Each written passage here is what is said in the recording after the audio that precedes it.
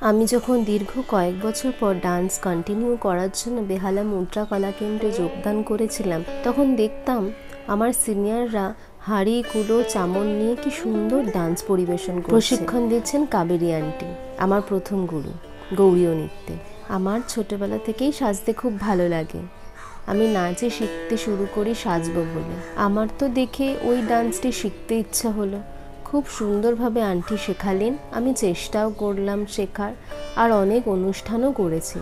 তারপর লকডাউন, তারপর আবার সব বন্ধ। আবার যখন সব নর্মাল হলো, তখন সমস্ত ব্যস্ততার মাঝে একটু সময় বের করে পছন্দের বাংলার শাস্ত্রীয় নৃত্য গৌড়ীয় নৃত্য শেখার জন্য যোগদান করলাম মিত্রায়ণ ডান্স ইনস্টিটিউটে। সেখানে প্রশিক্ষণ পেলাম বনানী আন্টির কাছ থেকে। 27শে ডিসেম্বর 2024 ভারত সংস্কৃতি উৎসবে অংশগ্রহণ করেছিলাম গৌড়ীয় নৃত্য বিভাগে। পরে রেজাল্টের দিন আমি উপস্থিত থাকতে পারিনি কাজের ব্যস্ততার জন্য।